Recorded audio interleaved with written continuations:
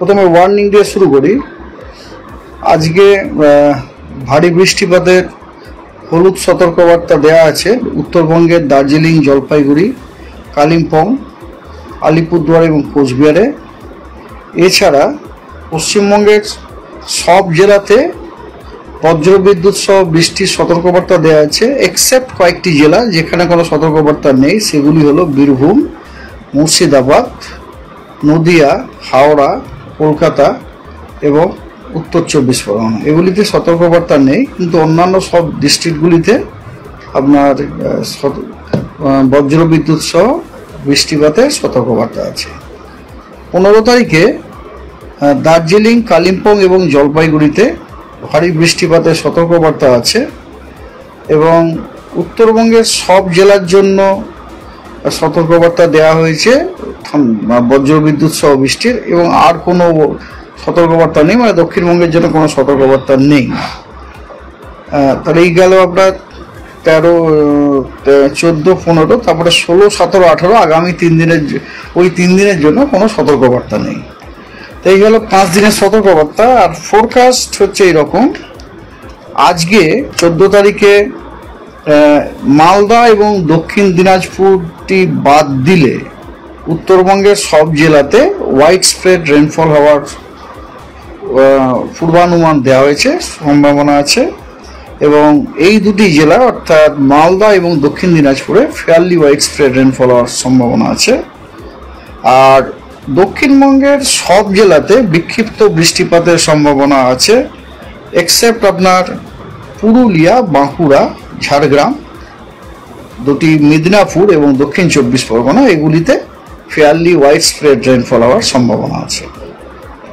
15 তারিখে উত্তরবঙ্গে একই অবস্থা, অর্থাৎ আপনার মালদা এবং দক্ষিণ দিনাজপুর বাদ দিয়ে সবকটা জেলাতে হোয়াইট স্প্রেড রেনফল হওয়ার সম্ভাবনা আছে এবং মালদা এবং দক্ষিণ দিনাজপুরে ফেয়ারলি হোয়াইট স্প্রেড রেনফল হওয়ার সম্ভাবনা আছে।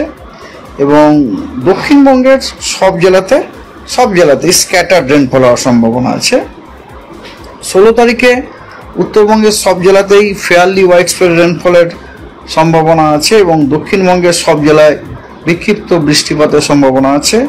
এবং 17 এবং 18 জুলাই দার্জিলিং, জলপাইগুড়ি, কালিম্পং, আলিপুরদুয়ার এবং কোচবিহারে ফেয়ারলি হোয়াইট স্প্রেড রেনফল হওয়ার সম্ভাবনা আছে এবং নর্থ বেঙ্গলের বাকি জেলাগুলিতে বিক্ষিপ্ত রেনফলের সম্ভাবনা আছে এবং সাউথ বেঙ্গলের সব জেলাতে আইসোলেটেড রেনফল হওয়ার সম্ভাবনা আছে।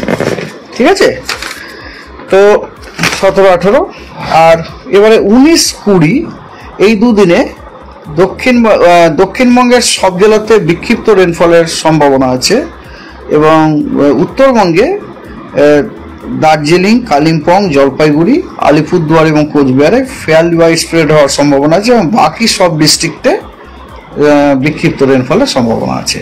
এই গেল আপনার daily weather warning and forecasting. এছাড়া আপনাদের মনসুন সম্বন্ধে কয়েকটি জিনিস জানাই। যেমন ধরুন, গতকাল কোনো সাংবাদিক বন্ধু আমাকে জিজ্ঞেস করছিলেন যে আজ অবধি আপনার দক্ষিণবঙ্গের বৃষ্টিপাত কতটা স্বাভাবিকের থেকে কম আছে বা বেশি আছে। তো দেখুন, যদি সামগ্রিক দক্ষিণবঙ্গ বলেন, প্রথম কথা সামগ্রিক দক্ষিণবঙ্গে এখনো পর্যন্ত যা বৃষ্টিপাত হয়েছে এই সিজনে, বৃষ্টিপাত কিন্তু স্বাভাবিকের থেকে কম, -34% টু -56%। -34% হচ্ছে ওয়েস্ট বর্ধমান এবং হুগলিতে, আর -56% যেটা ম্যাক্সিমাম সেটা হচ্ছে নদিয়া ডিস্ট্রিক্ট। এবারে আমি যদি দক্ষিণবঙ্গটাকে ভেঙে নিই, যেমন আমাদের এখানে করা হয়, কোস্টাল ডিস্ট্রিক্টস, গ্যাঞ্জেটিক ডিস্ট্রিক্টস এবং ওয়েস্টার্ন ডিস্ট্রিক্টে, তাহলে সেক্ষেত্রে কোস্টাল ডিস্ট্রিক্টসে আপনার ডেফিসিয়েন্সিটা সব থেকে বেশি, সেটা হচ্ছে -50 থেকে -55%।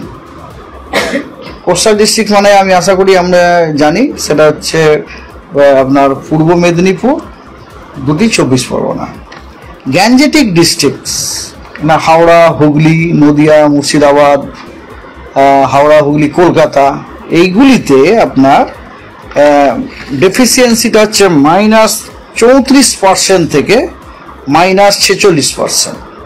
এই আই এম সরি, হ্যাঁ, -46%। -34% হচ্ছে হুগলিতে, আর মুর্শিদাবাদে -46%। ওয়েস্টার্ন ডিস্ট্রিক্টসে যেখানে অনেকগুলি জেলা পড়ে সেখানে আপনার ডেফিসিয়েন্সিটা হচ্ছে -34% থেকে -52%। -34% হচ্ছে আপনার ওয়েস্ট বর্ধমানে এবং -52% হচ্ছে ওয়েস্ট মেদিনীপুরে। এই গেল আপনার রেনফল ডেফিসিয়েন্সির statistics as on today's updated statistics. এছাড়া মনসুনের সিস্টেম সম্বন্ধে বলি যে মনসুন ট্রাপ, যেটা মনসুন সিজনের একটা খুবই টিপিক্যাল সিনপটিক ফিচার, যেটা কিনা একটা বিস্তৃত নিম্নচাপ অক্ষরেখা। সেই বিস্তৃত নিম্নচাপ অক্ষরেখাটি আজও বিদ্যমান। সেটি আমাদের রিজিয়ন মানে পূর্বাঞ্চলীয় রিজিয়নের ডেহরি, রাঁচি, বালাসোর দিয়ে পাস করছে এবং তারপরে সোজা ওটা বেঁকে গেছে, দক্ষিণ পূর্বমুখী হয়ে বেঁকে সোজা আপনার পূর্ব মধ্য বে অফ বেঙ্গলে ডুবে গেছে। ঠিক আছে, এবং একটি চক্রবাত ঘূর্ণাবর্ত দেখা যাচ্ছে গাঙ্গেয় পশ্চিমবঙ্গ এবং তার পার্শ্ববর্তী ঝাড়খণ্ড এবং উড়িষ্যাতে একটি সাইক্লোনিক সার্কুলেশন দেখা যাচ্ছে এবং এই সাইক্লোনিক সার্কুলেশনটি ভূপৃষ্ঠ থেকে 0.9 কিলো ভূপৃষ্ঠ সমুদ্রপৃষ্ঠ থেকে 0.9 কিলোমিটার থেকে শুরু করে সমুদ্রপৃষ্ঠ থেকে 5.8 কিলোমিটার পর্যন্ত এটি বিস্তৃত দেখা যাচ্ছে এর অক্ষটি। এবং এর যে অক্ষ, এই অক্ষটি উচ্চতার সাথে সাথে দক্ষিণ পশ্চিম দিকে একটি ঝোঁকার টেন্ডেন্সি আছে। আমাদের ভিডিও ভালো লাগলে লাইক এবং শেয়ার করুন। কমেন্ট সেকশনে গিয়ে জানান আপনাদের মতামত। আরও ভিডিও পেতে আমাদের চ্যানেল সাবস্ক্রাইব করুন এবং প্রতি মুহূর্তে খবরের আপডেট পেতে প্রেস করুন বেল আইকন।